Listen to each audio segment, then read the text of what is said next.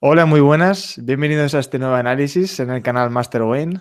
En esta ocasión vamos a analizar el clásico de Steven Spielberg, Tiburón, de 1975. Y nada, para comentar esta película tenemos a Federico. ¿Qué tal, Federico? ¿Cómo estás? Hola, ¿qué tal? ¿Cómo estamos? Federico es un gran seguidor del cine de Spielberg. De hecho, escribió este libro que recomiendo, que se llama El cine fantástico de Spielberg, Padres ausentes, niños perdidos, y que tiene un capítulo, por cierto, que habla de esta película. Y Ujú. nada, no solo por ese capítulo, sino por el libro en general, lo recomiendo al 100%.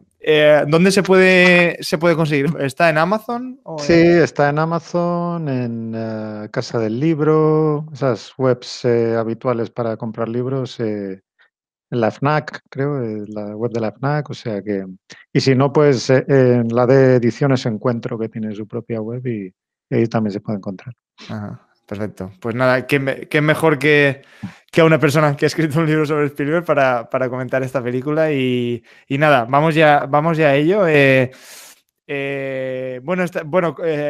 ¿Cómo empezar, no? Porque esta película se puede considerar ya un clásico, aparte que es de estas películas que en mi caso personal, desde niño, es como tan famosa y que la ponían tantas veces en la tele y Mm. la he visto tantas veces, pero fíjate que ha sido esta última vez que la he visto para grabar este vídeo, que creo que ha sido la vez que más me ha gustado, fíjate, Ah, sí. porque sí, porque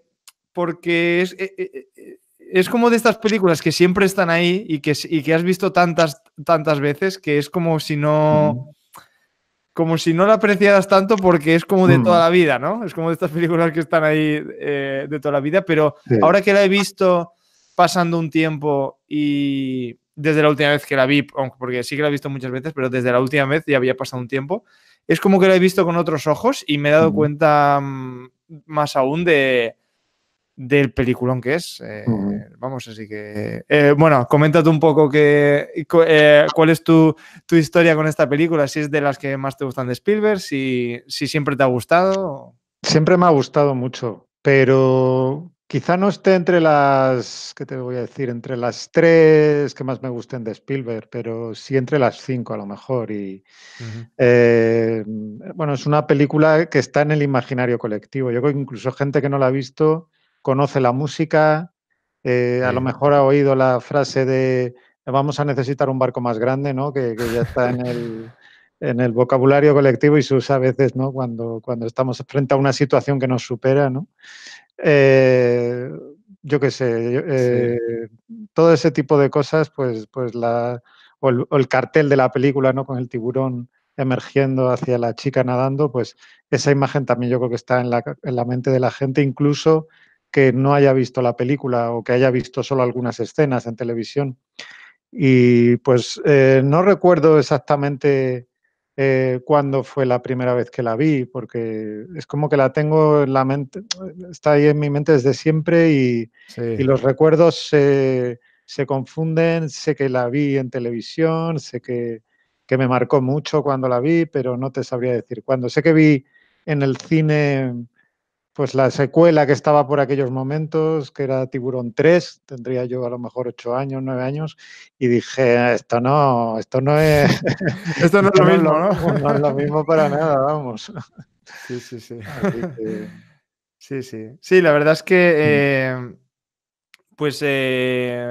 bueno, por hablar un poco de la película propiamente, yo veo que aquí, bueno, tampoco es que nos vayamos a meter de fondo en lo que son entresijos de producción, pero es un poco también inevitable ujú, hablar de ellos por lo que han marcado en la forma en la que se ha rodado esta película, porque claro, para ujú, quien no lo sepa, el tiburón que se quería usar no funcionaba, habían un número increíble de problemas técnicos, de rodar en el mar, de ujú, que no había manera de que aquello se viera bien. De hecho, se hundió varias veces, si no me equivoco, mm.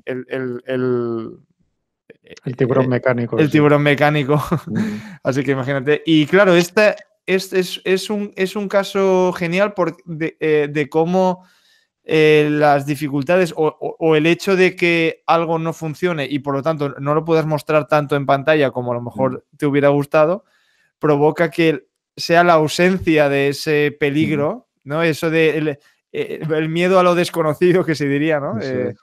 Es lo que más aterroriza al Sin duda. espectador. Sin duda, es que se da una circunstancia, se da una coincidencia que está muy bien, porque como bien has dicho, realmente Spielberg sí que tenía pensado sacar más al tiburón. El tiburón realmente no lo vemos claramente hasta ya la mitad de película o por ahí. Y bueno, pues él tenía pensado usarlo más y como bien dices, el tiburón mecánico que se construyó no funcionaba bien. Aparte el hecho de rodar, porque la película no está rodada como habitualmente cuando hay una película que se tiene que rodar, supuestamente ocurre en el mar, se ruedan habitualmente en tanques de agua, ¿no? Como Titanic, por ejemplo. Y en esta Spielberg insistió en rodar en el mar, de verdad, ¿no? Y eso es una dificultad muy grande para el equipo técnico y pudieron sacar muy pocos planos al día, entonces era muy difícil todo. Entonces esto provocó que él tuviera que recurrir a la ocultación más de lo que él había previsto. Entonces, pero no solo fue algo positivo de cara a la película, de cara a cómo está contada, sino que además, curiosamente, y precisamente en el libro que he escrito es que analizo mucho cómo se repite este recurso a lo largo de todo el cine de Steven Spielberg, ¿no? Cómo muchas veces el elemento más significativo permanece oculto, ¿no? O siempre hay ocultaciones importantes. Entonces, de hecho, la primera película, aunque la hizo para televisión, pero bueno, el primer largometraje que hizo, que fue El Diablo sobre ruedas, que es un camión que persigue a un coche durante toda la película, ¿no? Y sin explicación ninguna, no llegamos a ver nunca la cara del conductor del camión, ¿no? Y hay muchos ejemplos en su cine de esto, ¿no? Entonces, Sí.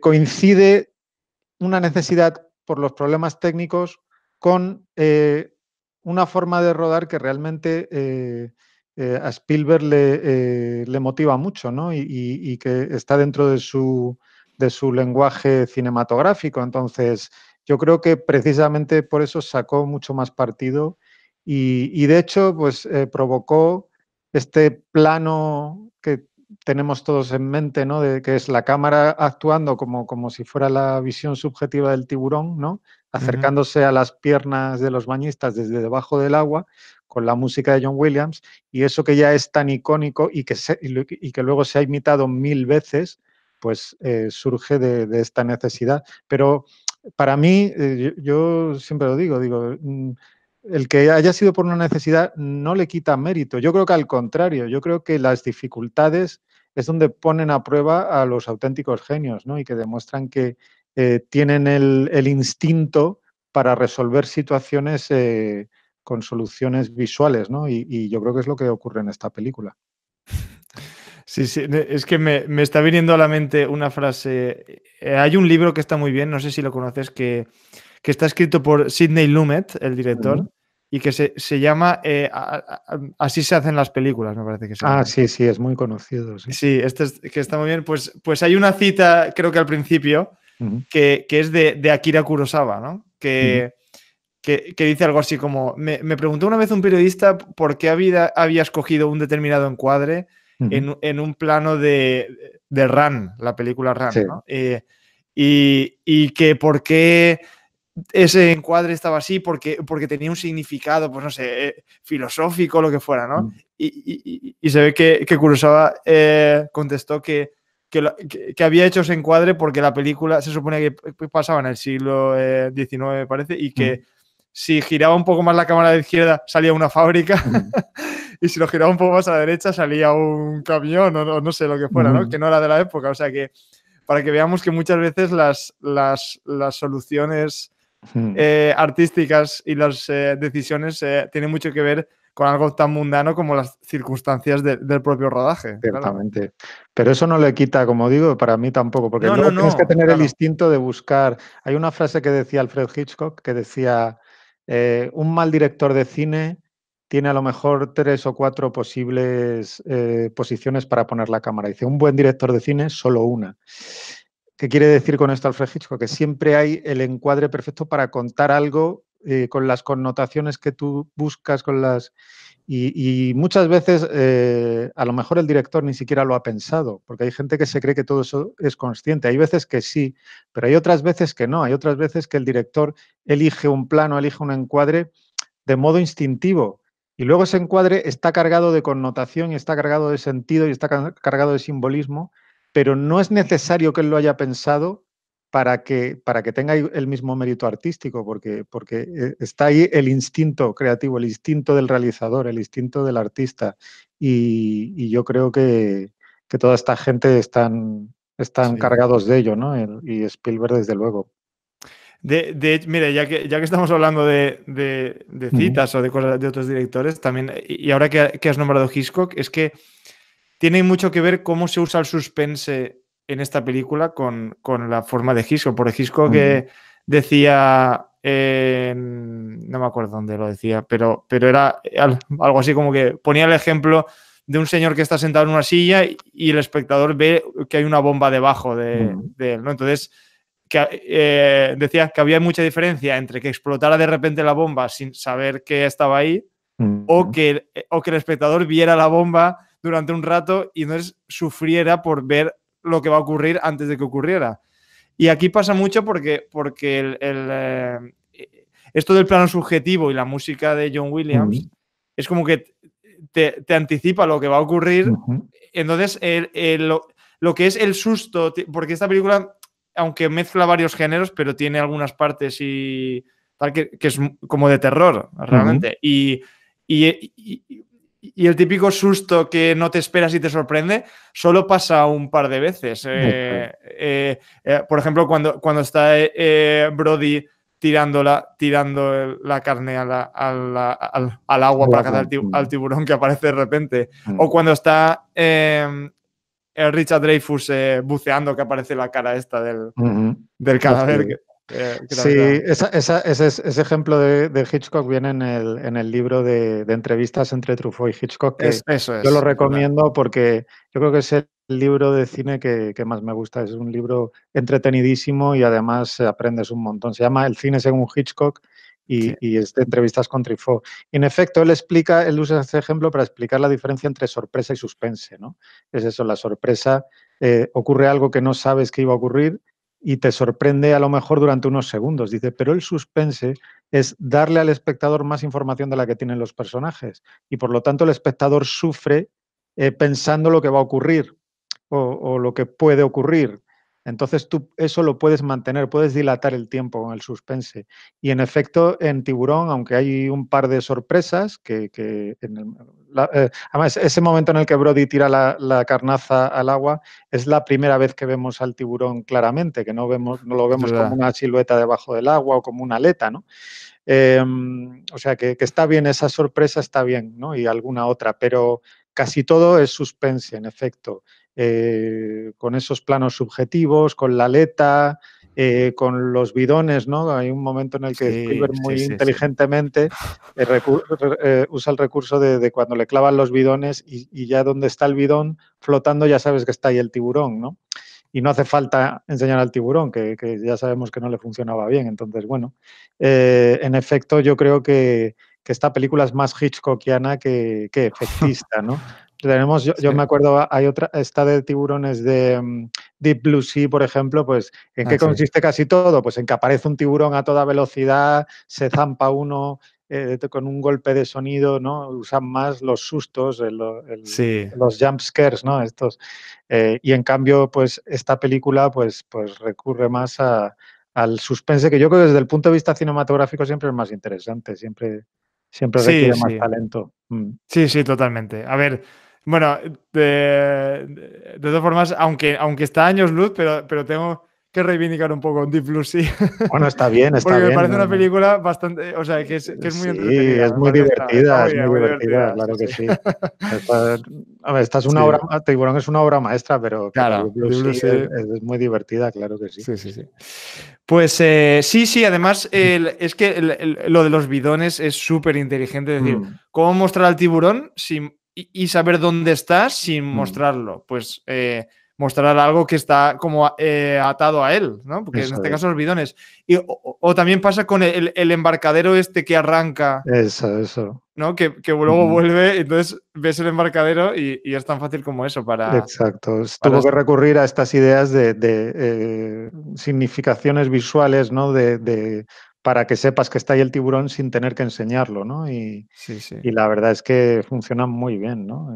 Y claro, y además es que está muy bien lo que tú has dicho eh, de cómo no le vemos el aspecto que tiene el tiburón Ujú. hasta muy adelante en la película. De hecho, yo creo que por eso está metido también este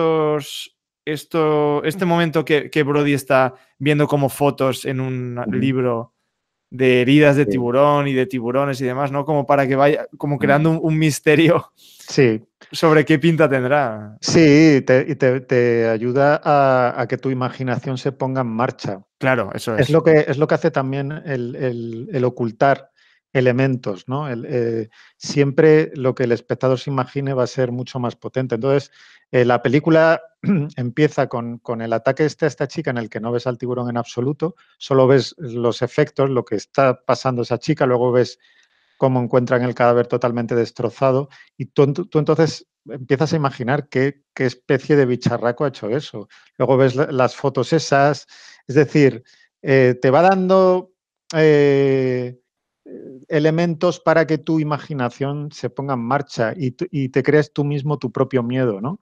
Y es un poco, volviendo con Hitchcock, que es que está muy relacionado, claro. Sí, sí, sí. Hay gente que piensa que Psicosis es una película muy violenta, pero en realidad en Psicosis solo hay dos muertes. Una es la de la famosa de la ducha y otra es ya bastante más adelante en la película cuando mata al El detective privado. detective, sí, sí, sí. Y lo que pasa es que son dos muertes tan marcadas visualmente que hacen que estés acongojado toda la película y que estés esperando a que pueda ocurrir cualquier cosa, ¿no? Y sobre Claro, todo la primera, porque, claro, nosotros ya conocemos esa escena, pero los espectadores de 1960 pensaban que Janet Leigh era la protagonista de la película, con lo cual, que a la media hora la maten, en una escena además tan impactante visualmente, pues les dejó en estado de shock. Y ya cuando hacia el final de la película ya podía estar un poco desvaneciéndose el shock, el asesinato del detective, y ya, digamos, queda toda la película impregnada de esa violencia, de esas dos escenas y del suspense, y ya tienes al público atemorizado. Yo creo que aquí pasa un poco basta con la primera escena, ¿no? De la muerte de la chica y con estos libros, estas fotos, estas cosas que hablan, ¿no? Para que ya no necesitemos realmente ver al tiburón hasta muy adelante en la película, ¿no? No lo echamos de menos. Es que lo grande de la película es claro. que es una película sobre tiburones, no ves al tiburón hasta más allá de la mitad de la película, pero no lo echas de menos. Eso es. Eso es.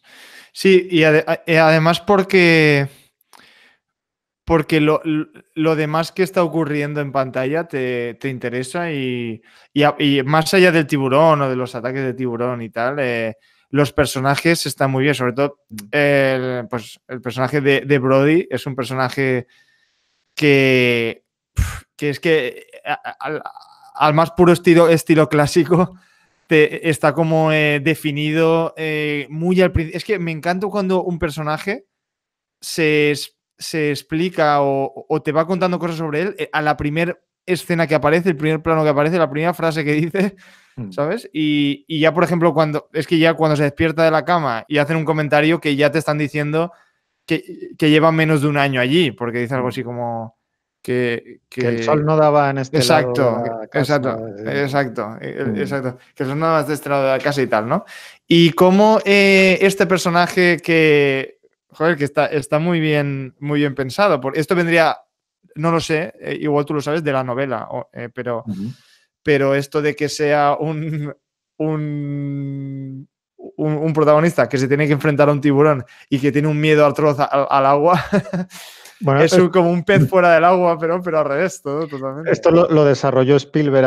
Había un par de cositas en la novela, pero el personaje no era tan así. El tema de la hidrofobia, que es el miedo al agua, que es lo que tiene el personaje, lo desarrolló Spielberg porque Spielberg es hidrofóbico. Él lo cuenta en una entrevista, ¿no? Que él tiene miedo al agua, que tiene miedo a todo lo que está oculto debajo del agua, que es como una especie de reino misterioso y él tiene miedo a bañarse y tiene miedo, en el mar y que tiene miedo al agua. O sea que realmente, sobre todo en las primeras películas de Spielberg, hay muchos alter egos de Spielberg, ¿no? Ya. Y en estas primeras películas siempre son personajes con cualidades que son adultos como con cualidades algo infantiles, ¿no? Aquí hay una escena muy bonita en la que el niño, el hijo, en la mesa, mientras él está preocupado, le empieza a poner caras y tal, y él empieza a jugar con el niño, ¿no? Ese momento tan íntimo, tan bonito, ayuda a definir este personaje, ¿no? Que todavía tiene esos rasgos un poco infantiles, que es un personaje como que todavía tiene que demostrar su valía, ¿no? Parece como que los del pueblo lo tienen todavía un poco bajo examen, ¿no? Entonces, Sí, sí. es un desafío enorme para alguien que en efecto, que tiene miedo al agua. Es decir, además, como recurso de guión, es fantástico el decir, frente al desafío que tenemos en la película, vamos a poner a un protagonista que es como el menos adecuado para llevar a cabo ese desafío. Es el Claro. Señor de los Anillos, ¿no? ¿Quién es la criatura con menos posibilidades de cumplir la misión de llevar el anillo? Pues un hobbit, ¿no? Pues esto es lo mismo, es decir, una criatura en el mar pues un tipo asustadizo que tiene miedo al agua, que acaba de llegar, es un tío de Nueva York que en el mar está totalmente fuera de su espacio, pero que curiosamente de los tres, fíjate que van en el barco Brody con un ictiólogo, que es como el que tiene todo el saber científico, que tiene todos los modernos avances sobre el tema, ¿no? Para cazar al tiburón, y un pescador de toda la vida con una gran experiencia, que tiene algo personal contra los tiburones. Entonces, de los tres, el menos adecuado, el que no pinta nada ahí, el pez fuera del agua, por decirlo, es Brody, ¿no? Y Sí. es precisamente él el que acaba con el tiburón. Pero tiene que ser así, porque claro, esta es la historia eh, que supone el arco de transformación para este personaje, ¿no? Que al Claro, final de una la película superación, dice, claro. dice, antes le tenía miedo al agua, le dice al final de la película, es decir, que se ha curado, ¿no? Durante la película. Es una catarsis la que tiene este personaje, ¿no? Sí, sí, sí. Me parece muy interesante lo que dices de... Bueno, la escena del niño es una de mis favoritas, la verdad. Mm, Es que todo lo que tiene que ver con escenas familiares y todo esto, en esta película me encanta, me mm, encanta. Y se nota que es uno de los puntos fuertes de Spielberg. No, mm, o por lo menos en esta época, ¿no? mm, Porque luego sí que es verdad que ha evolucionado un poco más a otros, bueno, a otros temas, quizá desde la lista de Schindler o Salvar al Soldado Ryan, ya para mí es como otro Spielberg un pelín diferente. Eh, pero este tipo de temas de la familia y incluso las escenas que tiene con su mujer, me encanta cómo estos puntos de humor, porque esta escena que dices del niño viene después de que él está abatido porque se siente culpable porque ha tenido la escena esta con la madre mm, del niño que ha muerto, ¿no? mm, Y que es una escena durísima mm, para el espectador.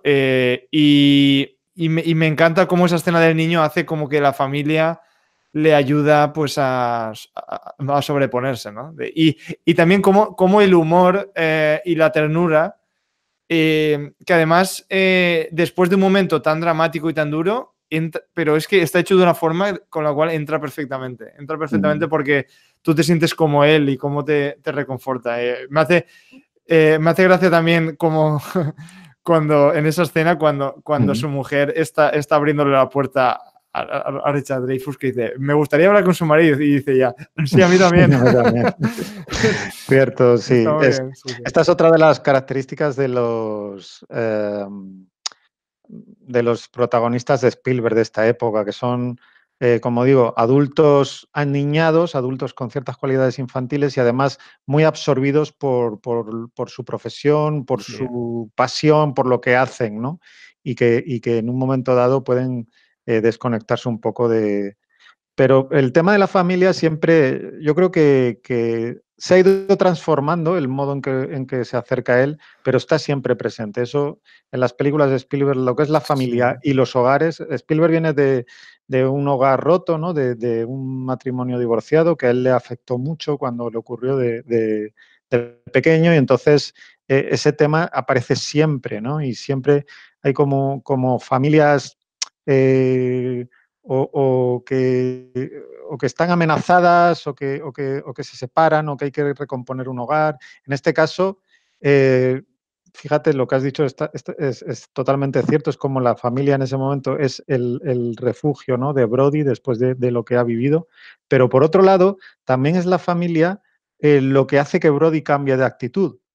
Porque hay un momento, o sea, durante toda la primera mitad de la película, Brody es un pusilánime que se deja manejar por el alcalde, por las autoridades del pueblo que quieren taparlo del tiburón, que se niegan a cerrar las playas, y él, que tiene la autoridad para cerrarlas, se deja llevar. sí, Y de hecho, cuando la madre del niño le abofetea en público, que es una humillación, ¿no? O sea, porque es un personaje totalmente humillado, es un ¿no? Entonces, y le dice el alcalde, no, no tiene razón, y dice él, sí, sí la tiene. sí, Eh, claro.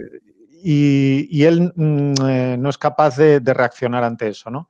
Pero en la escena en la que el tiburón ataca la laguna donde está uno de sus hijos en un velero con otros niños y lo salvan de milagro, ¿no? Sí, En esa escena, al acabar esa escena, Brody mira hacia el agua con determinación. Hay un zoom hacia el agua como diciendo, hasta aquí hemos llegado. Y en sí, ese momento, en la escena del hospital, le dice al alcalde, ahora me vas a firmar esto, vamos a contratar a Quint para cazar al tiburón y vamos a cerrar las playas. Y se impone por primera vez y por primera vez decide ir al agua, algo a lo que no se ha atrevido, ¿no? De hecho, sí. en las escenas de los ataques anteriores vemos como Brody no se mete en el agua. Está diciéndole a la gente, salgan, salgan, pero vemos que él no se mete en ningún momento. Es verdad. La escena del niño, de Alex, que es el niño que matan en la colchoneta, es muy significativo el plano que hace Spielberg, porque está Brody en esa silla de playa, ¿no? Entonces, cuando ve que el niño le están atacando, Spielberg hace un plano que es, volvemos a Hitchcock, que es el plano que inventó Hitchcock para Vértigo, que es combinar un zoom con un traveling, zoom hacia atrás, traveling hacia adelante, ¿no?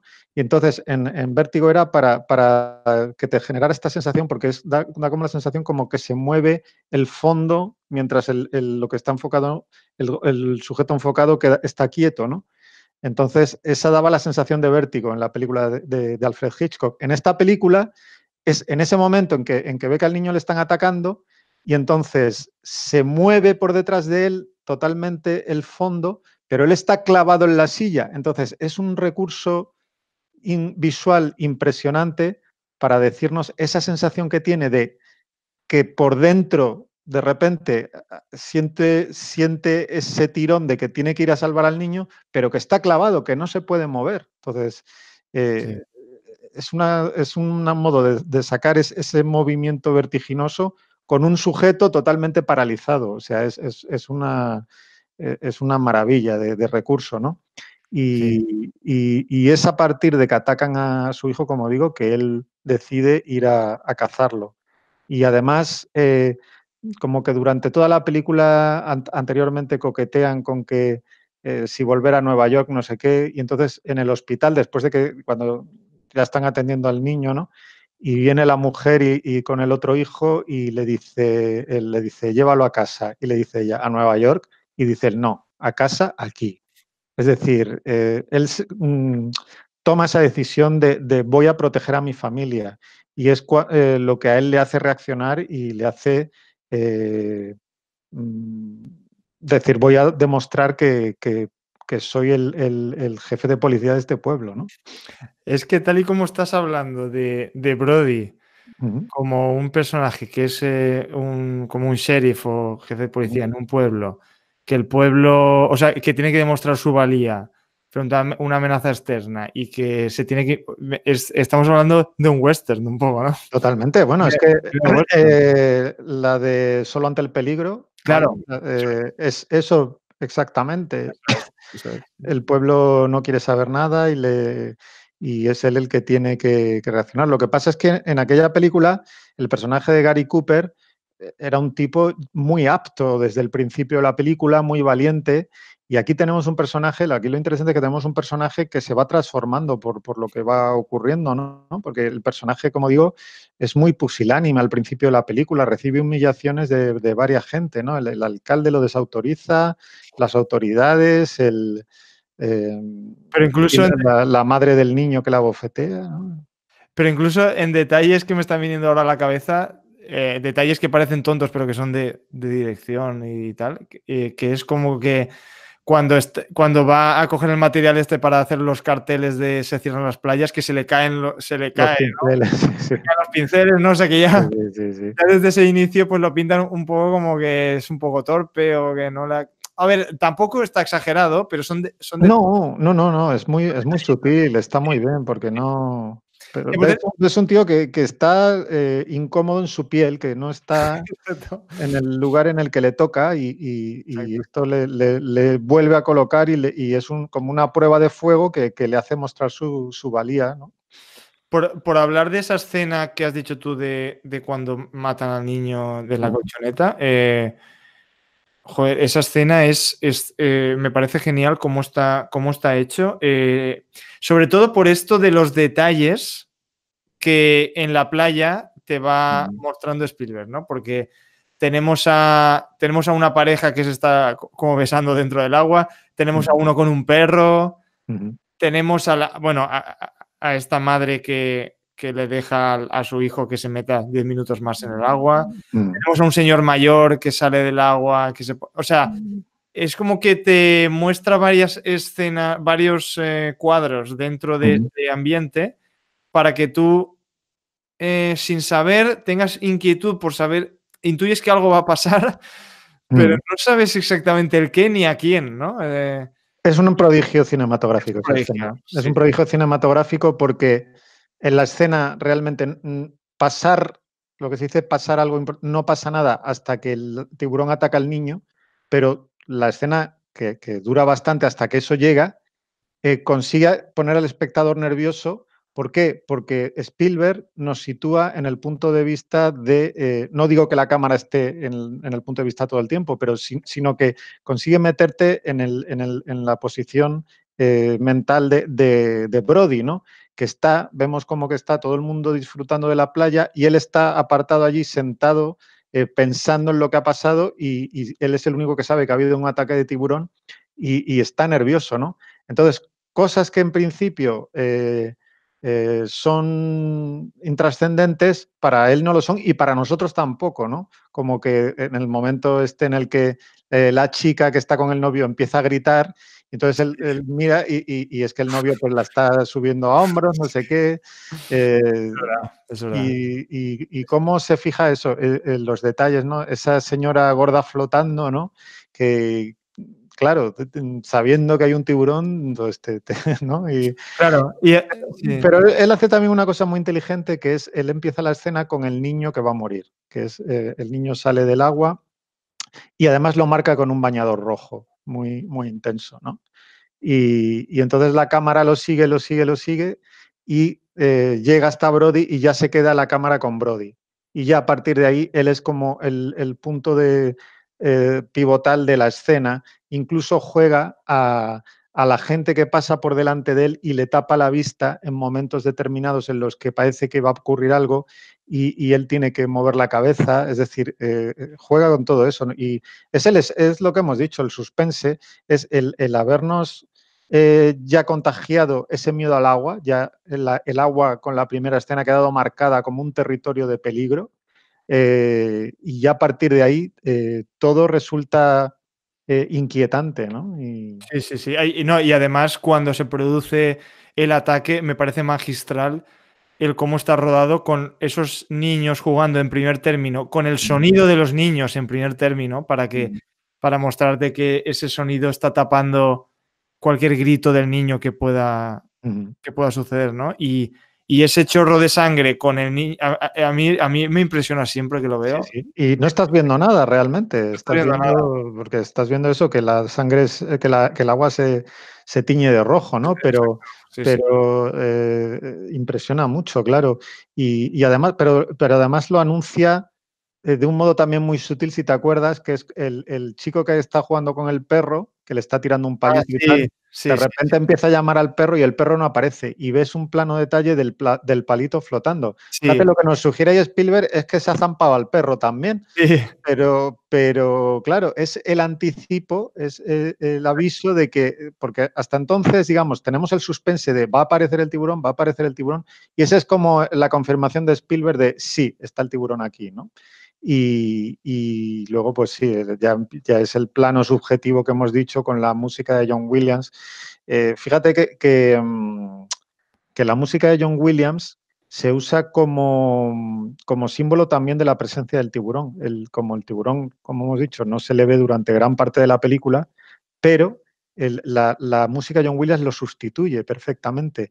Él lo hace muy inteligentemente porque el primer plano de la película sobre los créditos es como un plano de detalle del tiburón en las profundidades marinas, ¿no? Vemos la cámara flotando en las profundidades marinas, ¿no? Y oímos la música esta tan primaria, ¿no? de John Williams, ¿no? Y a partir de ahí ya sabemos que ese es el tiburón. De tal modo que Spielberg no nos miente, porque hay la otra escena en la que unos niños usan una aleta de cartón para gastar una broma y Spielberg usa el plano subjetivo debajo del agua, pero en ese momento no mete la música de John Williams, es decir, no te está engañando, es decir, es honesto para eso, ¿no? Que la música es como el significante del tiburón en cada momento, ¿no? Claro, porque si la usara ya para el futuro en la película dejaría de tener Claro. O sea, sería como crear una desconfianza en el espectador de Sería que... muy tramposo, Sería muy tramposo, claro. Otro director seguramente lo habría hecho, pero sí, él se queda, él hace muy bien en no caer en eso. Es que ahora que has dicho lo del plano del trozo de madera este que está flotando en el agua, me está viendo a la cabeza también en el inicio, cuando muere la chica, la boya y el sonido este que está muy bien también, como cuando ya ha pasado todo, se queda el sonido de la boya esta y queda el mar en calma otra vez, ¿no? Es más terrible todavía, ¿no? Claro. Y el otro ahí en la orilla, medio borracho, que no puede actuar, no puede meterse en el agua, ¿no? Que casi como que anticipa lo que es el papel de Brody en la primera mitad de la película. Es decir, es alguien que no es capaz de reaccionar, que no es capaz de meterse en el agua, que no es útil para lo que está ocurriendo, ¿no? Y es en la segunda mitad de la película cuando él tiene que cambiar para reaccionar. Sí, de hecho, también en esa escena inicial con la muerte de la chica, si hemos dicho que se usan para identificar dónde está el tiburón los barriles y el embarcadero ese que arranca, en este caso es la propia chica Claro, la que sirve para identificar dónde está. La tiene enganchada y está, para un lado y para otro. O sea, vemos la chica, pero no vemos al propio tiburón, ¿no? Sí. Y sí que también, volviendo a la escena de la muerte del niño, también es que o sea, llama mucho la atención cómo ni siquiera cuando está sucediendo eso, él es capaz, como tú has dicho, de meterse en el agua. Nada, no es capaz de reaccionar. Está ahí como agitando los brazos en plan, salgan del agua, no sé qué, pero no es capaz ni de mojarse los pies casi, vamos. Eso es claramente, pues eso, digamos, el antagonista más inadecuado para el desafío que hay por delante, ¿no? Y eso es lo interesante de la película. Por eso, siempre que digamos que las posibilidades del protagonista sean muy bajas, la historia es más interesante. Es David contra Goliat, ¿sabes? Claro. Es decir, ¿cómo va a hacer este, no? Y que luego te creas, porque por cómo está contado, te creas que sea el héroe de la historia, pues resulta muy gratificante, ¿no? Y también cómo acaba la escena, ¿no? la colchoneta raída, ¿no? En la orilla, ¿no? Sí, Nuevamente con un plano detalle y nuevamente lo que consigue es que sin que hayas visto nada, pero resulta todavía más terrible. Solo por ver cómo ha quedado la colchoneta, pues te imaginas cómo ha quedado el niño, ¿no? Es decir, que claro. es muy inteligente en ese lado. De hecho, realmente en la película, digamos, cosas así fuertes, sangrientas, gore, pues ves La una muerte pierna de Queen, ¿no? y sobre todo la muerte de Quint, La muerte de Queen, claro. que es especialmente violenta, yo creo que de forma intencionada. Yo Ya. creo que en esa parte de la película, el tiburón, que hasta ese momento era como un ser, ¿no? Como lo define Hooper, lo define como una máquina de comer, ¿no? Es decir, Sí, como una máquina perfecta de matar y sin ningún tipo de personalidad, de alma ni nada parecido. Yo creo que en la parte final de la película se le da como un aura casi de sobrenatural. sí, El tiburón se convierte en un monstruo de cuento, es decir, claro, tiene como una especie de intención, ¿no? Es decir, no es simplemente alguien que va, un bicho que va comiendo lo que tiene delante, sino que hay una intención. Y yo creo que todo surge de la historia que cuenta Quinn del Indianápolis. Para sí. mí, claro, es el barco que entregó la bomba atómica, ¿no? Ujú. Entonces, yo creo que el tiburón se coma a Quinn de esa manera tan cruel es un poco, está conectado a eso, ¿sabes? Es como una especie de castigo, ¿no? Por haber Ostras, entregado la bomba atómica. ostras, no, sí, sí. Yo lo veo así y por eso porque claro, el tiburón contra el barco no actúa de forma normal, atacando al barco y atacando, ¿no? Sí, Y después de comerse a Quinn todavía va a por Brody, es decir, que obviamente sí, no está actuando de un modo natural, ¿no? Tiene ese aura que es, aparte el propio monólogo de Quint, que es fantástico, el monólogo sobre el Indianápolis y los tiburones, ahí es el momento en el que se empieza a transformar al tiburón en la mente del espectador, porque él dice en su monólogo, dice algo así como que los tiburones tienen los ojos negros y como de muñeca, parece como inexpresivos, simplemente sí, dice, pero cuando te comen y te empiezan a comer y tal y no sé qué, se vuelven blancos y de repente empiezas a ver. Es decir, le da al tiburón en su propio monólogo un aura como maléfica, como de monstruo, ¿no? Y qué curioso que justo después de la escena esta del monólogo es cuando el tiburón ataca al barco. Además, la escena del ataque está contada, tú no ves al tiburón golpeando, lo que ves son los efectos, ves las bombillas que se encienden y se apagan, las cosas que se caen. Casi parece una escena de Poltergeist, ¿no? Es un poco esto. sí, sí, sí. Le confiere un tono sobrenatural la película de repente, ¿no? Y es muy interesante esa lectura. Mira, no, pues no había caído en eso del castigo que has dicho por lo de la Ujú, bomba atómica, pero tiene sentido, la verdad. Y yo es que el personaje de Quint, yo es que siempre lo he visto como como una versión así del capitán Ahab de Moby ujú, Dick, ¿no? O sea, porque de hecho hay un momento en el cual rompe la radio, ¿no? Es como que ujú. ya se ha vuelto un poco. Sí, sí, O sea, totalmente. es como que la obsesión, esa obsesión que va cogiendo por el tiburón, yo creo que es claramente deudora de aquella, ¿no? Y es que la verdad es que si esta película, aparte de cómo esté estructurada en cuanto a la estructura clásica y demás, pero tiene como dos partes claras, ¿no? O Ujú, sea, además en cuanto a duración, porque duran parecido. Y si al principio tenemos una primera mitad con lo del pueblo, que podría ser como de terror y tal, pues a mí es que me encanta, no sé si más, pero la segunda mitad, que tiene un tono aventurero ujú, puramente, también reforzado por la música de John Williams, o sea, ujú. que le da un tono de aventuras total, y esa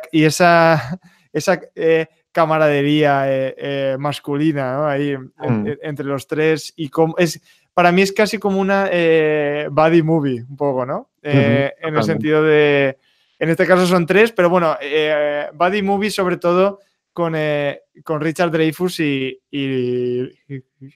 el personaje de Robert Shaw, ¿no? Porque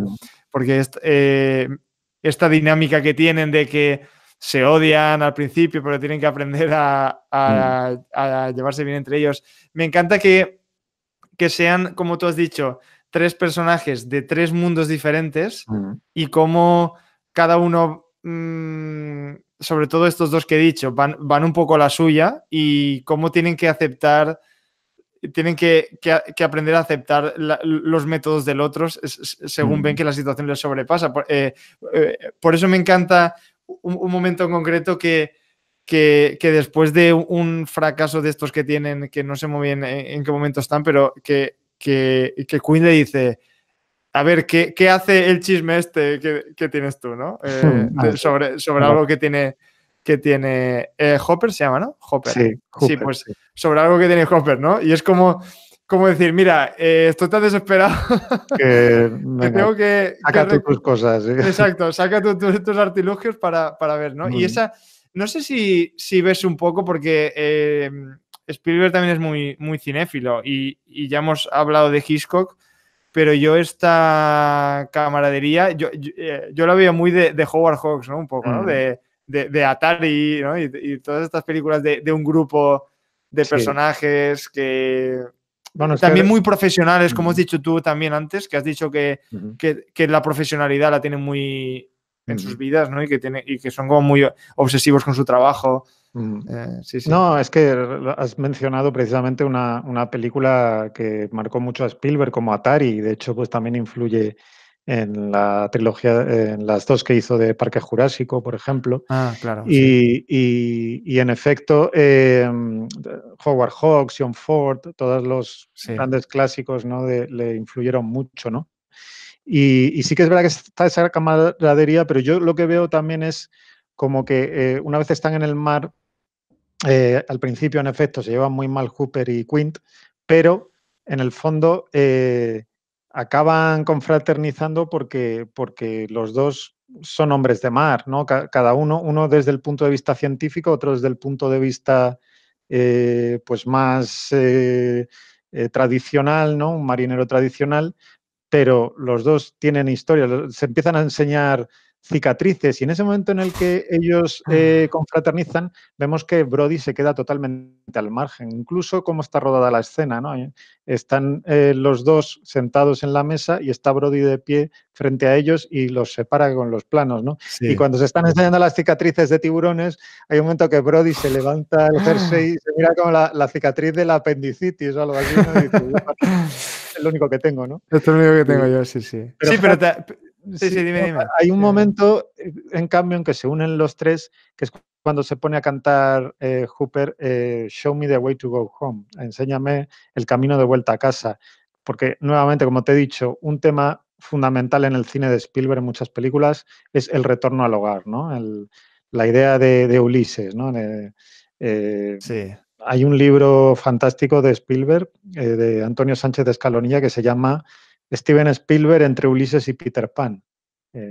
Está clavado precisamente por eso, ¿no? Por lo que te digo de el retorno al hogar, como también la idea de recomponer el hogar y Peter Pan como esos hombres infantilizados, esa infancia, ¿no? Que es como su Ítaca, ¿no? Y en esa escena precisamente cantan esa canción que significa enséñame el camino para volver a casa, y justo entonces cuando les ataca el tiburón, ¿no? Es decir, en el fondo es que Brody se ha ido al mar a cazar al tiburón para proteger su hogar, ¿no? Es decir, él está recomponiendo el hogar a partir de hacerlo seguro, ¿no? Después de que hayan atacado a su hijo, él sabe que necesita cazar a ese tiburón, ¿no? Y bueno, pues es el momento en el que se unen los tres, pero te das cuenta de que de los tres el que está fuera de sitio es Brody, ¿no? Que no sabe tampoco hacer nudos marineros, ¿no? Cuando... Es verdad, sí. Y también me hace mucha gracia cuando cuando le dice, creo que es Cooper, le dice que se vaya al extremo de la proa, ¿no? Me parece que es como de una escalerilla que se tiene que ir como al extremo del barco, y otro le dice que no, que no. Sí, sí, Yo sí, no voy ahí. sí. No, para nada. Sí, sí. No se va para Porque ahí. quiere hacer una foto para ver las dimensiones del tiburón en comparación con un hombre, y este le dice que ni hablar, ¿no? Y también me llama la atención cómo usa el revólver contra el tiburón, Sí, sí, como que si es estuviera como, en Nueva York. eso es como algo de tierra totalmente, ¿no? Como de, Sí, sí, sí, sí. exacto, como si estuviera en Nueva York. Mm. No, es que lo que has dicho está muy bien. El hecho de estos dos actos, podríamos decir, estas dos partes de la película, porque la primera es en tierra, que es el sitio, digamos, de Brody, aunque sea, bueno, pues un sitio con costa, ¿no? Y ahí es, el tiburón viene a atacarte a ti, a tu casa, ¿no? Y la segunda es ir yo al terreno del tiburón, es ir a la guarida del monstruo, ¿no? A matarlo. Entonces, es también un esquema muy de cuento clásico, ¿no? De monstruo. Sí. Entonces, por eso, fíjate que metí la película en el libro, que es sobre el cine fantástico, porque yo la considero una película de cine fantástico desde el punto de vista narrativo, desde el punto de vista visual, ¿sabes? Aunque lo que pase no sea sobrenatural, porque lo que ocurre en la película, bueno, es verdad que los tiburones normalmente no se comportan así, pero no hay nada, digamos, que sea sobrenatural, que se salga de la realidad. Mm. Pero yo creo que por cómo está rodada la película, por cómo está contada, es cine fantástico, sin duda. Es una película de monstruos. Y de Sí. hecho, Spielberg llamó a Parque Jurásico Tiburón en Tierra. Entonces, Claro, es evidente. claro, es que me está viniendo a la mente la escena de Parque Jurásico con el vaso de agua, ¿no? Claro, Que sí, sí. podría ser una escena de tiburón, o Mm, ya no el vaso de agua, sino cualquier cosa que anticipe que que el monstruo mm, va a venir. mm. Eso es Sí, y sin todavía verlo, porque luego sí que lo veremos. Sí que es verdad que en Parque Jurásico se ven a los monstruos más que aquí, mm. pero también juega un poco con lo mismo, porque Juega a la ocultación menos tiempo que con Tiburón, pero juega también a la ocultación. Si te acuerdas, totalmente, la primera escena de totalmente. Parque Jurásico es como traen a los velociraptores con las jaulas esas, Sí, cierto. cómo se escapa uno, mata a un... Y en toda esa escena no vemos el velociraptor en ningún momento, ¿no? Y también esa primera escena del Tyrannosaurus Rex Esa es la que también estaba diciendo. tarda algo en enseñarlo, ¿sabes? Ves lo del agua, ves la garra rompiendo la verja, es decir, sí que juega en determinados momentos también en esa película. Ujú. Sí, sí, sí. Una película que tiene también, en su momento se le adjudicaron ciertas lecturas políticas. Ahora es una película del año 75, hablamos de la época post-Watergate y entonces, bueno, es cierto que en la película hay como una especie de Em, podríamos decir que el personaje principal se ve afectado por unas autoridades corruptas, ¿no? Es decir, el alcalde es un corrupto, los otros, ¿no? El médico este, no sé si es un médico, el forense que firma que la chica murió por una Ah, hélice sí, o no sé qué, sabiendo que no es verdad. sí. Entonces, todas las fuerzas sociales, de repente, esta desconfianza hacia el poder, hacia la autoridad, todo eso es muy del cine de los 70, del cine de, pues eso, todos los hombres del presidente. Mm. eh, Sí, de lo de Nixon y tal, sí, ¿no? Sí. entonces hay algo de eso. Spielberg ha dicho, de todos modos, que él no pretendió incluir ninguna lectura política, pero claro, la novela se basa en una novela, trabajó alguna otra persona en el guión, con lo cual algo de eso puede haber quedado. Para Spielberg no, para Spielberg era más la historia de Brody como personaje, ¿no? Y su arco de transformación, pero sí que es verdad que ahí hay una posible lectura, ¿no? Sí, yo no lo sé, porque es que para mí es lo que tú has dicho. Para mí todo eso está más como un conflicto para el personaje de Mm. Brody, más que como un discurso en sí mismo. O sea, Sí, ¿sabes? no es en cualquier caso en efecto. Si hay algo, es como muy de fondo, no es Sí, muy el de fondo. discurso principal de la película. Fíjate, yo incluso te diría que muchas veces lo que ocurre es que las películas se impregnan de lo que está en el ambiente, ¿sabes? Casi sin Ya, pretenderlo, ¿no? siempre, Por ya. ejemplo, leí una entrevista curiosísima con Bob Gale, el guionista de Regreso al Futuro, explicando que si tú ves Regreso al Futuro, que el final feliz es que tengo un Toyota, que mis padres son ricos, que no sé qué, en el fondo, a mí es una película que me encanta, la adoro, pero es verdad que el mensaje final es como muy materialista, ¿no? Y Ya. entonces, y además como que el final feliz no es que otro ha dejado de abusar de él, sino que ahora el padre de Marty abusa del abusón, ¿no? Y le obliga. Entonces, claro, y decía Bob Gale, dice, es curioso porque nosotros no tenemos esa mentalidad. Dice, pero es del año 85, que es la época Reagan, la época de este capitalismo brutal, de este materialismo, dice, y bueno, pues eso estaba en el ambiente y de alguna manera impregnó el guión. Y yo creo que aquí en el año 75 todo lo que estaba en el ambiente de alguna manera también puede haber quedado ahí de forma a lo mejor incluso subconsciente, ¿no? Pero es que, claro, las Puede ser. películas son hijas de su tiempo y es inevitable que se filtre, ¿no? Lo que se está viviendo. Sí, sí, puede ser. También pasó mucho con el 11 de septiembre, ¿no? Que Claro, el claro. cine que se hizo en esa época estaba claramente influenciado por eso y Fíjate, por ejemplo, La guerra de los mundos de Spielberg, siguiendo con Spielberg, que es claro, del año 2005, 4 años después del 11 de septiembre, y claro. si ves cómo está rodado, es de un realismo que recuerda mucho a las imágenes del 11 de septiembre, los ataques de los extraterrestres Sí, sí, sí, es verdad. y La Guerra de los Mundos, que es otra película con pues mucha importancia familiar también. también, en efecto. Esa- Todas. Es que ese tema, ya te digo, se va transformando porque el propio Spielberg, pues cuando ha tenido hijos, de repente también se transforma el tema, pero siempre está en su cine. Es algo que es no verdad. desaparece. Sí, sí, sí, tienes razón. Yo es que es verdad. Yo había visto como que, o sea, a ver, es que cuando digo última etapa, igual estoy pensando desde los 2000, o sea, que ya ha llovido en realidad.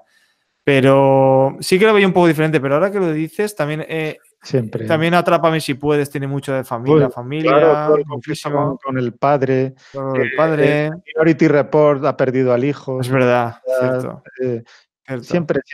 siempre hay algo. Y sí, incluso en Múnich, por ejemplo, que a priori no tiene nada que ver, pero él y su familia tienen También. una subtrama muy importante también. Sí, sí, sí, sí. Es El algo protagonista, sí, sí, sí, sí. es el tema de su cine, Es el tema de su cine, claramente, sí, sí. mm, Pues me ha venido a la mente también, cuando estábamos hablando de lo de ocultar el peligro y de usar esa ausencia como en efectividad.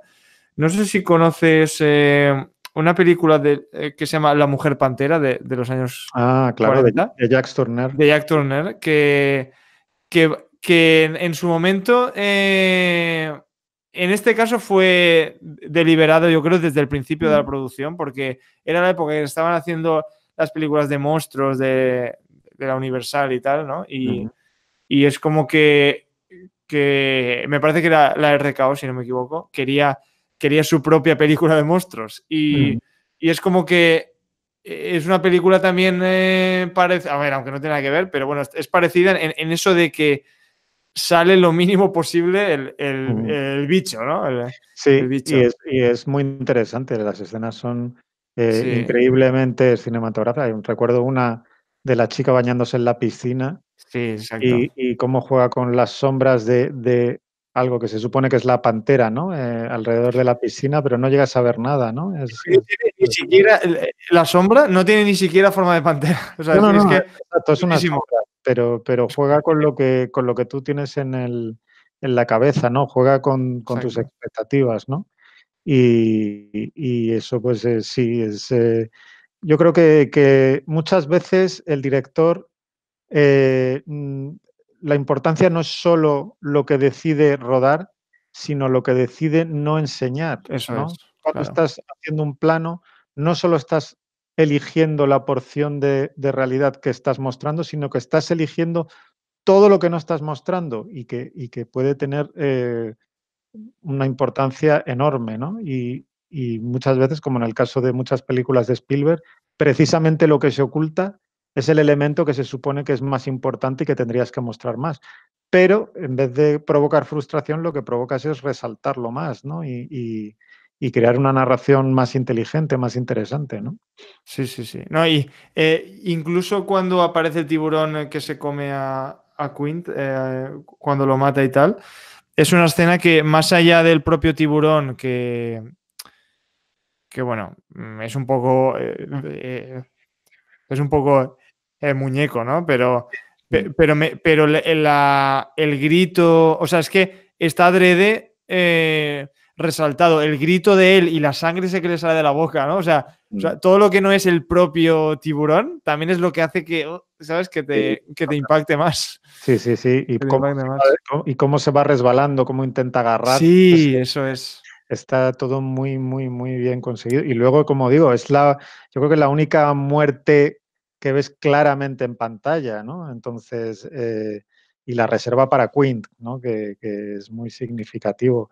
Eh, Sí, sí, es es un verdad. personaje eh, que tiene muchos matices negativos, ¿no? El personaje de Quint, es decir, está obsesionado, es un tío que entregó la bomba atómica, hace comentarios obscenos, no sé, es decir, está loco, destroza la radio. Hay todo el principio de la relación con Hooper, que es interesante porque esa especie de frustración de Hooper que le empieza a hacer cortes de manga y Sí. saca la lengua de pura frustración, en realidad, todo eso es improvisado por Richard Dreyfuss porque en el rodaje, en la realidad, Richard Dreyfuss y Robert Shaw no se llevaban nada bien. Representaban dos estilos de concebir la interpretación totalmente opuestos. Richard Dreyfuss era un tío más moderno, de todos estos métodos modernos y tal, del Actors Studio y tal, y Robert Shaw pues era más de formación clásica. Y había ahí un salto generacional entre los dos actores en el rodaje que se llevaban a matar, ¿no? Y entonces Spielberg sacó partido de eso, ¿no? Y le decía a Richard Dreyfuss que trasladara al personaje cómo se sentía él con Robert Shaw, ¿no? Y es muy interesante, ¿no? Como Sí, todas las sí. cosas que ocurren entre ellos, ¿no? Pero está muy gracioso. A mí me hace mucha gracia el personaje de Richard Dreyfuss, cómo está mostrado el contraste entre él y no solo con Queen, sino con el resto de habitantes del pueblo. Porque es que, como he dicho, me encanta cuando un personaje, nada más entrar, ya te está contando cosas sobre él. Y cuando se baja de la barca y es como muy bajito y hace así, y que tiene justo enfrente a un marinero que es altísimo, que le mira así desde arriba, ¿no? Sí, sí. O por ejemplo, cuando le dice el sheriff, dile a esos que se están subiendo al barco que no se suban o no sé qué.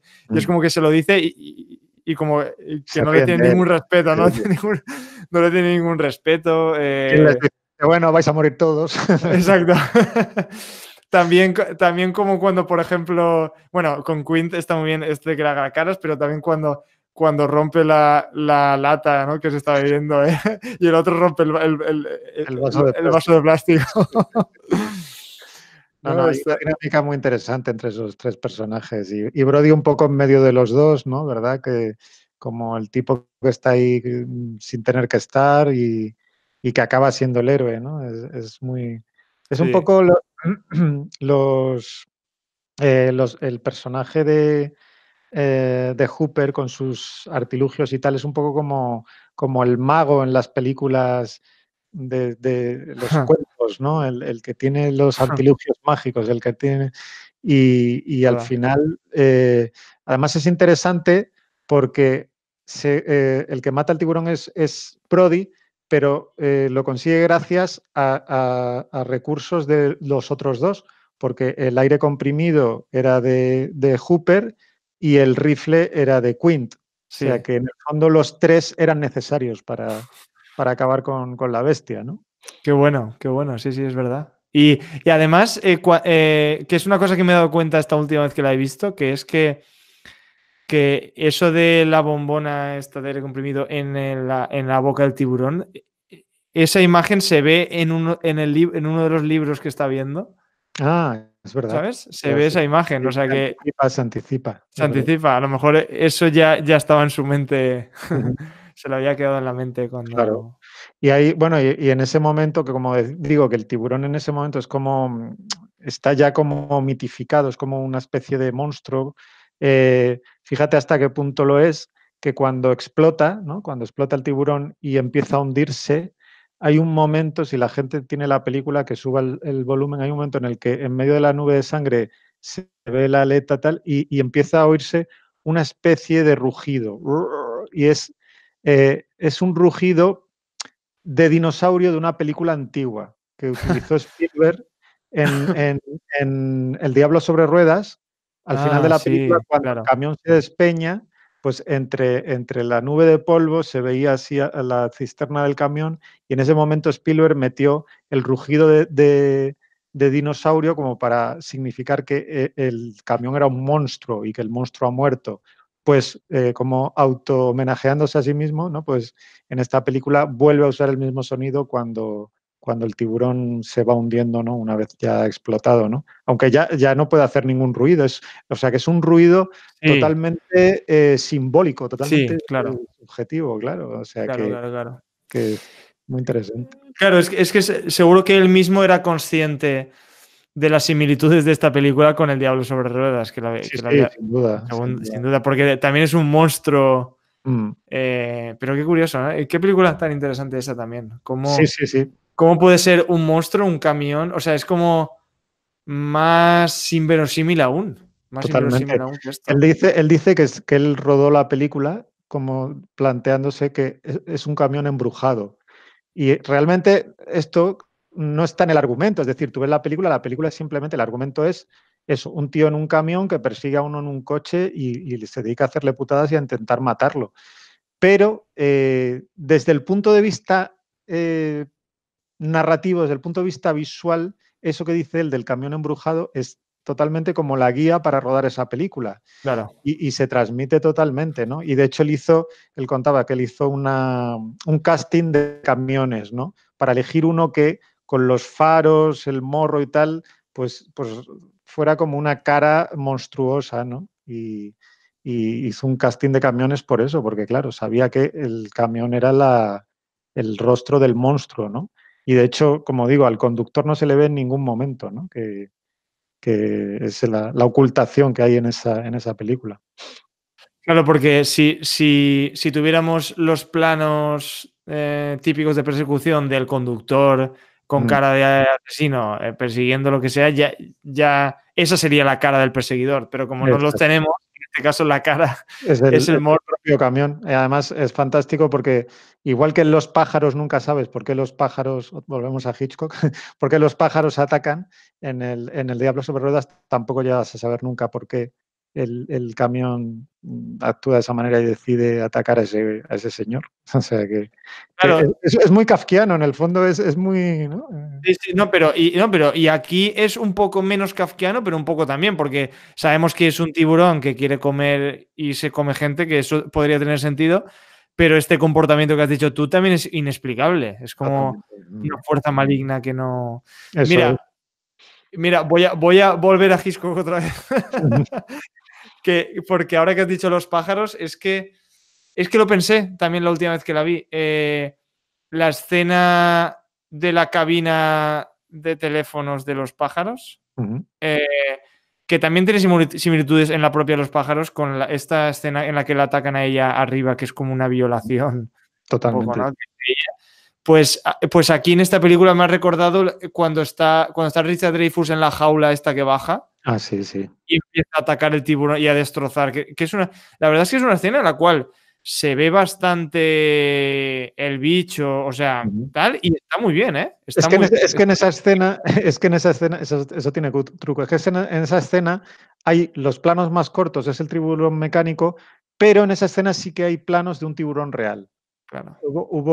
Se rodó en Florida, gente, pues eso, que trabaja con tiburones, expertos, y se metió alguien en una jaula y se usó un tiburón real. Entonces, los planos en los que ves al tiburón entero, y de hecho hay un momento que se ve que el tiburón queda como atrapado en lo alto de la jaula, y eso ocurrió de verdad, era un tiburón de verdad y le ocurrió eso y lo tuvieron que sacar de allí, ¿no? Pero ya se usó en la película, ¿no? Y es de los pocos momentos en los que es un tiburón de verdad y no un tiburón mecánico. Se nota, se Mm, nota. sí. Y es verdad, es que ahora me estoy acordando de que esto lo había leído en algún momento. ¿Es posible que hubieran usado para que el tiburón pareciera más grande una jaula bastante pequeña? Sí, sí, eso sí. Una jaula pequeña con un señor muy bajito. Sí. Claro, Que no era Richard Dreyfuss, obviamente, y aunque Richard Dreyfuss ya de por sí es bajito, pero sí que es verdad, para que pareciera más grande se sí, sí. usó, eso es. Y curiosamente, en principio, en el guión estaba previsto que el personaje de Richard Dreyfuss, que Hooper muriera, ¿no? Y que solo quedara vivo Brody, ¿no? Pero de alguna manera, pues durante el rodaje Spielberg le cogió cariño al personaje y decidieron dejarle vivir al final, ¿no? Que escapara de la jaula, se escondiera ahí detrás de unas rocas y al final apareciera, ¿no?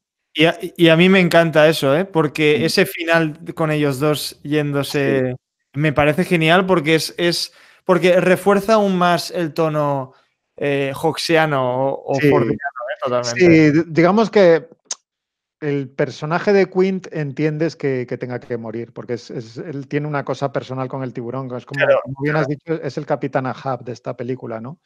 Y aparte tiene esos tintes algo negativos, entonces, bueno, es como el personaje que es castigado, ¿no? Pero Hooper, hombre, Hooper nos cae muy bien y bueno, pues finalmente sobrevive y yo creo que está muy bien. Aparte, fíjate que era la primera vez que trabajaba Spielberg con Richard Dreyfuss y posteriormente él decía que cuando él pensaba en un alter ego para él, pensaba en Richard Dreyfuss, ¿no? Y lo usó luego, pues, por ejemplo, en Encuentros en la tercera fase y en Always, es decir, que luego no lo he usado mucho, yo creo, porque por otro lado es que Richard Dreyfuss es un actor muy difícil de... sí, eso te iba a decir, que tiene fama de complicado, ¿no? Este Sí, hombre. sí, es un tipo Complicado. complicado y difícil. Él mismo en los documentales sobre el rodaje, él reconoce, ¿no? Que él no tenía ninguna confianza en la película, Ya. que no entendía lo que estaba haciendo Spielberg y bueno, pues al final, fíjate, para Spielberg fue una película importantísima porque eh, fue tal taquillazo que consiguió cambiar las formas en las que se estrenaban las películas en Estados Unidos, ¿no? Esto de estrenar que una película, hoy estamos acostumbrados, que sale una película y está en miles de salas a la vez porque es el estreno que todo el mundo espera y tal. Esto no era lo habitual. Antiguamente el negocio del cine era otra cosa. Las películas primero iban a las ciudades más importantes, luego empezaban a dar vueltas por los cines de otras ciudades, por los cines de pueblos, se tiraban mucho tiempo en unas salas y Tiburón fue la que inauguró un poco estos estrenos masivos, ¿no? Y de hecho se convirtió en la película más taquillera de la historia en el momento en el que se estrenó, que le duró pues 2 años hasta que llegó Star Wars, pero fue la película más taquillera. Y esto lo que consiguió fue que Spielberg se convirtiera, digamos, en un director totalmente libre para elegir lo que quisiera hacer. A partir de Tiburón, y él lo ha dicho, ¿no? Que él siempre estará agradecido, aunque fue una película para él muy difícil de rodar y le costó incluso que al final del rodaje lo tuvieran que ingresar y todo, pues, pero él Sí. reconoce que es la película que le permitió a partir de entonces rodar lo que quisiera. Sí, sí, es que fue un poco como no sé si la inauguración o casi del concepto blockbuster, ¿no? El Mm, concepto sin duda. blockbuster de verano que que bueno, seguramente luego con Star Wars, pues ya... Star Wars sí que cambió el cine, ¿no? Eso es. Totalmente. Star Y Wars ya luego no. E.T. fue la que tomó el relevo de Star Wars. O sea que entre Lucas y Spielberg, que eran amigos, pues se iban pasando Sí, el trono, ¿no? De el película trono. más taquillera de la historia, ¿no? Sí, sí, sí, sí. Pues por hablar un poco la verdad es que ya hemos hablado de ello, pero me gustaría resaltar un par de momentos de lo de las escenas familiares que hemos dicho de esta película, porque está un momento que a mí me gusta mucho, es humorístico, ¿no? Que es cuando están los niños, están los hijos metidos en la barca que está atada al embarcadero y les dice que salgan de ahí y su mujer está viendo el libro que estaba viendo. Brody ve un tiburón que se está cargando un barco por debajo y dice, salid, ¿no? Y que al principio... Bueno, al principio de la escena ya les está diciendo, ¿qué más da? Tal, ¿Qué más da? Tranquilo. qué tal, no sé qué, tranquilo, pero cuando ve la foto, salid, salid. Sí, sí, sí. Sí. Y luego también me gusta mucho una escena que es la despedida de su mujer antes de que salga en la misión con los otros dos, ¿no? Sí. Que es una escena con una ventana al fondo, o sea, es como una ventana y ellos dos en primer término. Y esa escena también es muy de western, totalmente. O sea, esa partida en el barco podría ser irse a caballo Ir al duelo, sí. ir al duelo.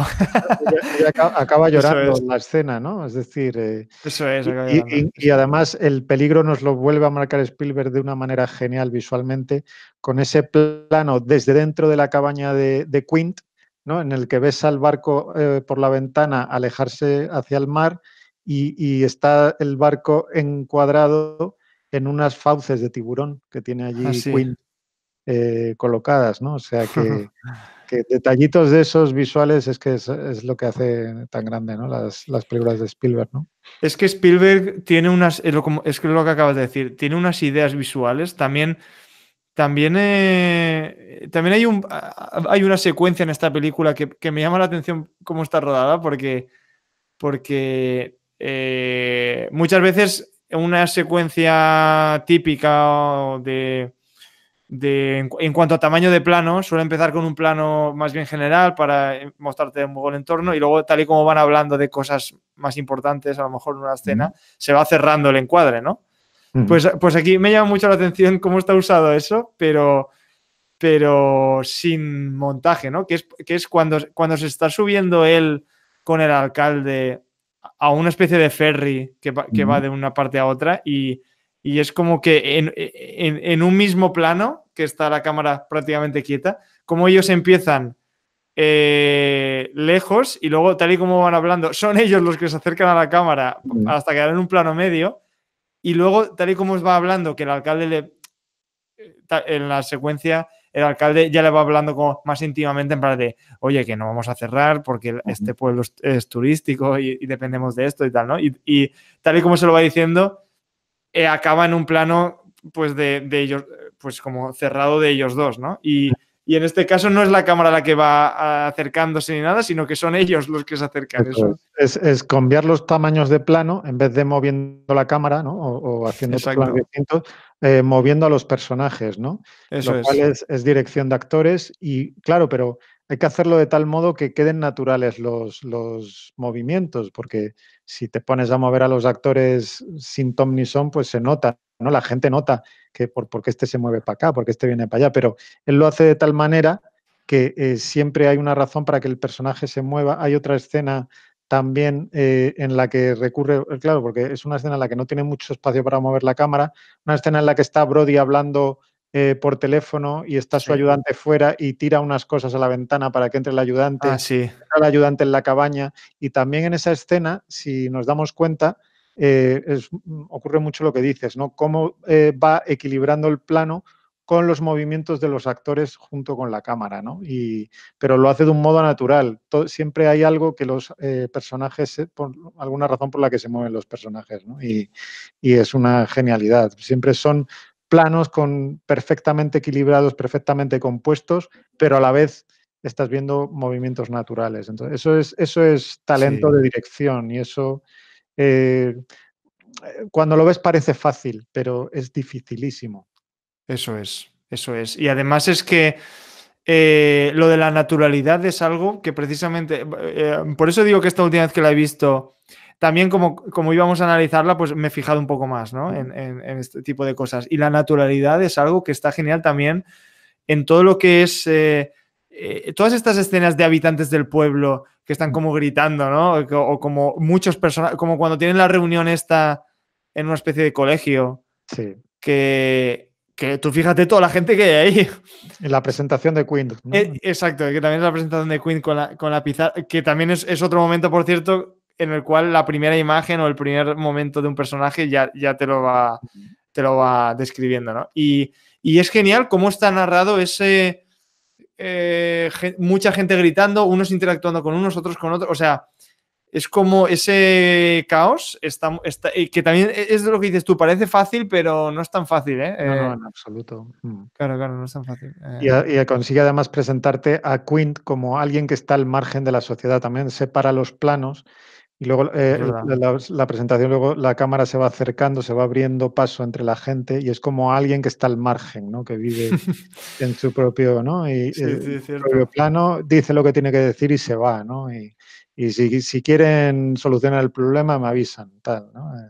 De hecho, llama mucho la atención que el personaje de Quint, que va a ser tan importante y que en la segunda mitad de la película va a ser uno de los protagonistas, y cómo no es que aparezca en la mitad para convertirse en protagonista, sino que aparece, pero solo una escena. Es curioso esto, ¿no? Porque a lo mejor en otro tipo de planteamiento podrían decir, bueno, estamos desbordados, no sabemos qué hacer, pero, y algún personaje dice, yo conozco al hombre indicado, ¿no? Y de repente aparece y se suben al barco, ¿no? Pero este aparece una escena y luego ya no vuelve a aparecer en bastante Pero es tan metraje. llamativa y está tan, ¿Te acuerdas de él? tan Claro. remarcado la presentación que se te queda, ¿no?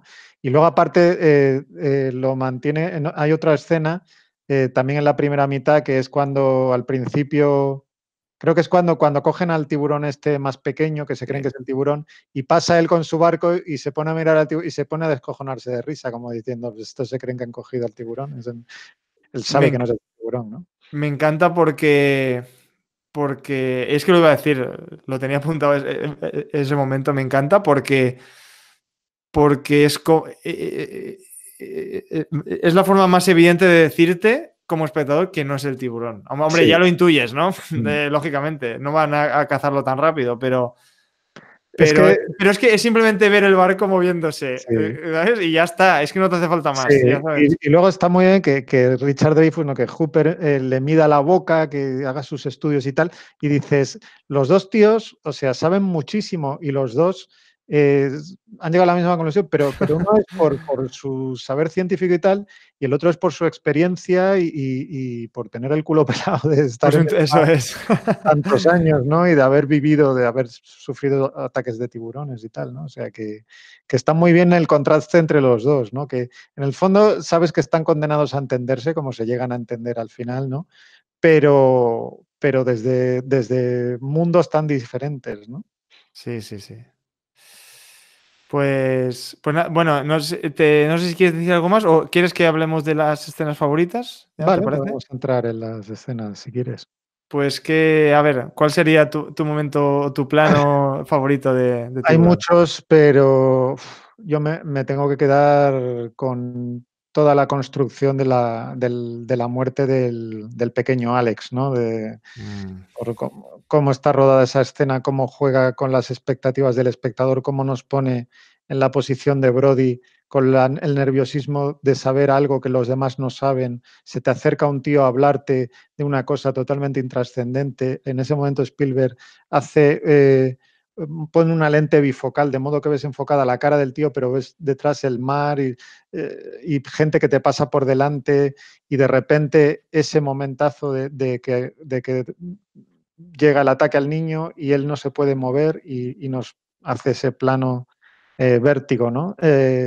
Entonces, bueno, no sé, me parece hasta el final cuando, además, cómo juega también durante la escena con ponerte momentos aislados de la madre del niño. Hay un momento que me parece terrible, que es cuando el niño está siendo atacado por primera vez y están de repente gente corriendo hacia el agua y ves a la madre mirando hacia otro lado leyendo. Es decir, es como todo el mundo ya pendiente de eso y precisamente la mayor interesada en ese momento está en Bavia, está totalmente en otra cosa, Sí. ¿no? Y cómo al final la colchoneta raída, es decir, toda la construcción visual de la escena me parece puro cine y aunque hay muchas escenas, yo creo que no puedo elegir otra. Esa para mí es la escena eh, magistral de la película. Sí, sí, sí, buena elección, la verdad. Ahora que has dicho lo de la colchoneta raída, también por cierto, en La Mujer Pantera había un momento que veíamos como un albornoz, creo que era, Ujú. como destrozado, y era como una de las múltiples maneras que tenían de decirte que la pantera había aparecido sin Mm. mostrártela, ¿no? Pues yo voy a... A ver, es que también es difícil, pero creo que me voy a quedar... No sé si hoy estoy un poco moñas o qué, pero voy a quedarme con la escena con el niño, con la escena con Mm. el niño después de ese momento tan duro con la madre, Mm. que le ha echado la culpa de la muerte de su hijo.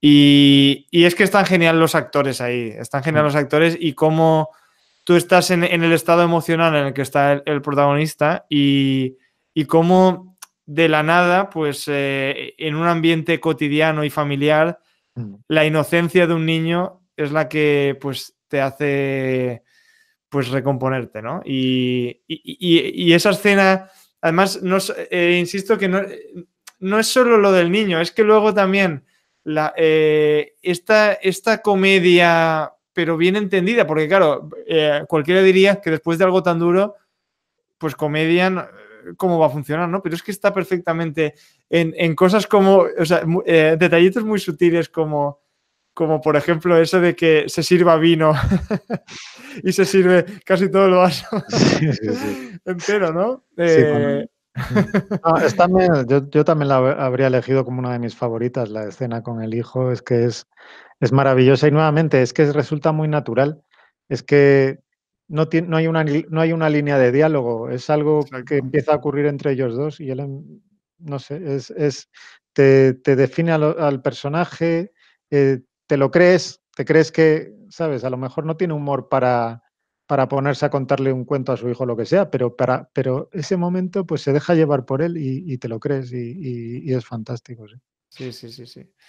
Pues nada, bueno, mientras estamos grabando esto estaba pensando que hemos hablado tanto de Hitchcock que a la gente que nos esté viendo, si tenéis interés en que hagamos algún análisis de alguna película de Hitchcock, ponedlo en los comentarios, cinéfilos que nos estén viendo, porque a ti te gusta bastante, ¿no? Supongo, Es de mis es favoritos. de tus favoritos, ¿vale? Es que sus películas, mira, son no solo para disfrutarlas como películas, sino para estudiarlas. Al que le interesa el cine, estudiar el cine y cómo se ruedan las cosas y tal, Hitchcock es impresionante. Entonces, sí, sí, para mí está ahí arriba, siempre.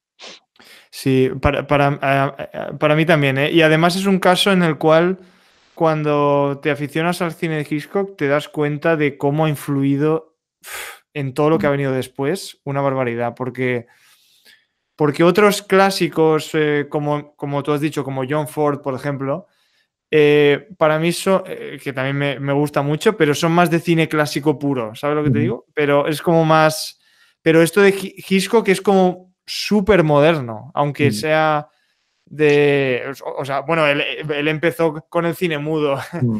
en Inglaterra, o sea, Sí, fíjate, para mí es una clave que empezara con el cine mudo, porque él aprendió a claro, narrar visualmente.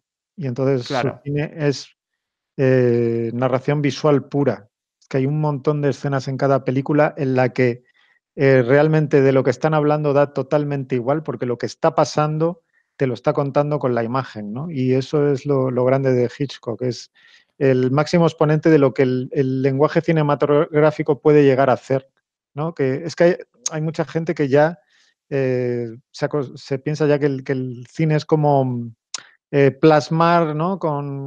De forma bonita diálogos, es decir, gente hablando, pues vamos a hacer claro. planos bonitos para acompañar a esta gente hablando y no.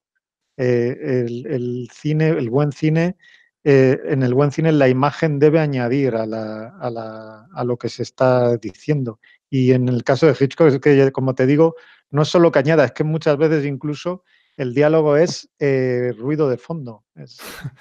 Eso es, eso es. Y es que esta película, Tiburón, tiene muchísimo, de hecho, o sea, de eso, quiero decir. Sí, sí, sí.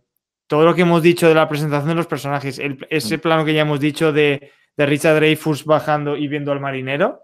Fíjate simplemente lo que hemos hablado de la hidrofobia del personaje, pues fíjate cómo se le presenta. El plano es un plano del agua que se ve a través de la ventana, se levanta, entra en cuadro Brody totalmente desenfocado, es un bulto desenfocado frente al mar. Ya le estás enfrentando a su gran miedo y al lugar donde está el adversario al que va a tener que derrotar, ¿no? Y hay otros dos momentos en los que Brody se enfrenta al mar, que es en la siguiente escena, una vez encuentran el cadáver de la chica y le dicen ya que ha sido un tiburón, ¿no? Y entonces él mira al mar, primero con temor, en esa escena con temor, y nuevamente es otro plano de Brody frente al mar. Y el tercer momento sería el que ya hemos hablado después del ataque a su hijo, pero en esta ocasión él está más desafiante y en plan, ahora sí, y esta vez hay un pequeño zoom hacia el mar, como anticipándonos que Brody por fin se va a adentrar en la guarida del monstruo, podríamos decir, ¿no? Sí, sí, y además es muy significativo que no es... porque podrían haber hecho ese momento de desafiante, como dices tú, con, por ejemplo, las fauces de otro tiburón, si estuvieran ahí mirando las fauces como si el enemigo fuera... Pero es que es el mar, no el tiburón. No solo, claro. Es que el mar queda imantado de peligro, ¿no? Eso es. Es que, pero tiene sentido porque estamos desde un punto de vista de un personaje que es hidrofóbico, le da miedo el agua. El tiburón es solo como una manifestación de ese miedo, es decir, ¿qué es lo peor que te puede pasar en el agua? Pues que te coma un tiburón, ¿no? Entonces es la concreción de ese miedo. Hay otro momento que visualmente es maravilloso, fíjate la inteligencia que es. Acabamos de ver en el ataque al velero el tiburón le corta la pierna a un hombre y vemos además el plano es también de los más gráficos, ¿no? Que hay en la película, Sí. la pierna cayendo al fondo. Y justo después vemos que el tiburón va hacia donde está el hijo de Brody y no sabemos qué le ha pasado al hijo y lo sacan entre varios y la cámara está por detrás de modo que lo están arrastrando y no sabemos si el niño se ha quedado sin piernas, ¿no? Es verdad. Y lo están arrastrando y el plano acaba, la cámara va bajando y justo al final del plano es cuando vemos que lleva las dos piernas y que lo están arrastrando hacia la arena y el plano acaba con plano detalle de las dos piernas. O sea que, fíjate, en el fondo ahí con lo que está jugando es con la impresión que te ha dado lo que acabas de ver, ¿no? O sea, Claro. que todo eso es una construcción visual a partir de las expectativas, de los miedos, de lo que tú has metido en la mente del espectador, ¿no? Es todo maravilloso. Sí, sí. También el fuera de campo se usa cuando están haciendo la autopsia a ese tiburón. Sí. No, perdón, no al A la tiburón, chica. sino a la chica, eso es, a la chica. Sí. Cuando está, que prácticamente durante casi todo el rato solo vemos la cara de Dreyfuss viendo y la cara de... Es que lo que le sacan es una caja, Claro. ¿sabes? Que dices, aquí está lo que queda de ella, ¿no? Exacto. Entonces ya te haces una idea. Sí, sí, sí. Creo que se ve un trozo de la mano en algún momento, pero vamos, sí, sí. Bueno, pues no sé si quieres comentar algo más o cerramos aquí. No, yo ¿Ya creo está? que hemos tocado más o menos todo, ¿no? Sí. Bueno, pues nada, muchas gracias, Federico, por participar. Gracias a ti. Y nada, bueno, como siempre, la gente que nos esté viendo, dadle like si os ha gustado y si queréis más análisis como este, suscribiros al canal y compartir el vídeo en redes sociales, a gente que le pueda interesar, porque esa es la manera de que lo vea más gente y de que el canal crezca y de que nos animemos a hacer más análisis. Así que nada, muchas gracias por ver el vídeo y nos vemos en la próxima. Hasta luego. Hasta luego.